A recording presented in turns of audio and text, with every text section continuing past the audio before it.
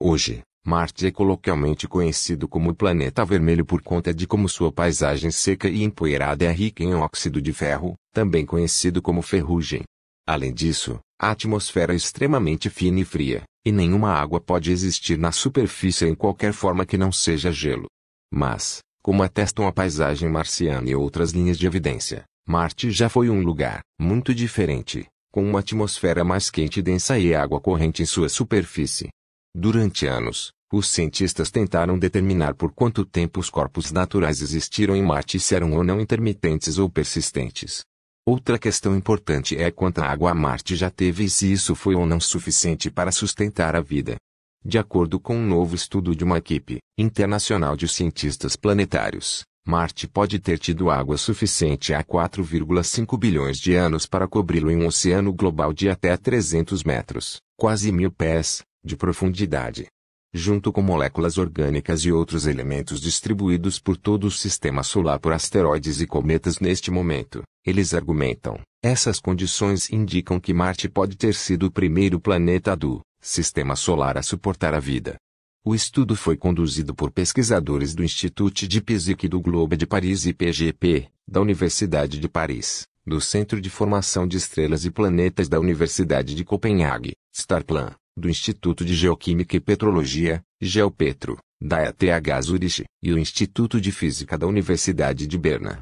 O artigo que descreve suas pesquisas Descobertas apareceu recentemente na Science Advances.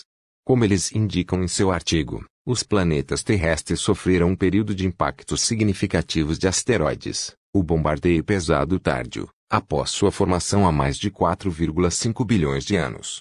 Acredita-se que esses impactos sejam como a água e os blocos de construção da vida, moléculas orgânicas, foram distribuídos por todo o sistema solar. No entanto, o papel deste período na evolução dos planetas rochosos no sistema solar interior, particularmente no que diz respeito à distribuição de elementos voláteis como a água, ainda é debatido. Para fins de estudo, a equipe internacional relatou a variabilidade de um único isótopo de cromo 54Cr, em meteoritos marcianos datados desse período inicial. Esses meteoritos faziam parte da crosta de Marte na época e foram ejetados devido a impactos de asteroides que os enviaram para o espaço. Em outras palavras, a composição desses meteoritos representa a crosta original de Marte antes dos asteroides depositarem água e vários elementos na superfície.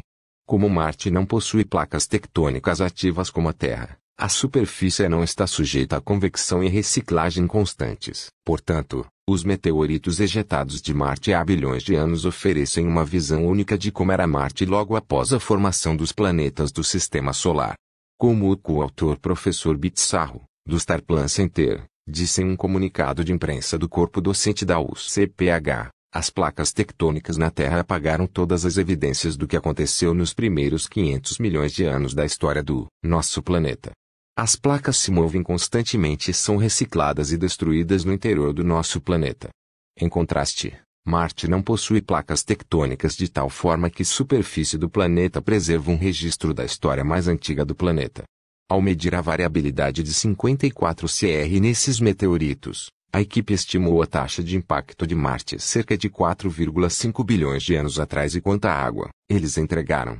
De acordo com seus resultados, haveria água suficiente para cobrir todo o planeta em um oceano de pelo menos 300 metros de profundidade 1.000 pés, e até 1 quilômetro, 0,62 milhas, de profundidade em algumas áreas. Em comparação, havia muito pouca água na Terra nessa época porque um objeto do tamanho de Marte colidiu com a Terra, levando à formação da Lua, ou seja, a hipótese do grande impacto. Além da água, os asteroides também distribuíram moléculas orgânicas como aminoácidos, os blocos de construção do DNA, RNA e células de proteína, para Marte durante o bombardeio pesado tardio. Como Pizarro explicou, isso significa que a vida poderia ter existido em Marte quando a Terra era estéril. Isso aconteceu nos primeiros 100 milhões de anos de Marte. Após esse período, algo catastrófico aconteceu para a vida potencial na Terra. Acredita-se que houve uma colisão gigantesca entre a Terra e outro planeta do tamanho de Marte. Foi uma colisão energética que formou o sistema Terra-Lua e, ao mesmo tempo, eliminou toda a vida potencial na Terra. Este estudo é semelhante a pesquisas recentes que usaram as proporções deutério para hidrogênio de meteoritos marcianos para criar modelos de evolução atmosférica. Suas descobertas mostraram que Marte pode ter sido coberto por oceanos quando a Terra ainda era uma bola de rocha derretida. Essas e outras questões relacionadas à evolução geológica e ambiental de Marte serão investigadas posteriormente por missões robóticas destinadas a Marte nesta década, seguidas por missões tripuladas na década de 2000.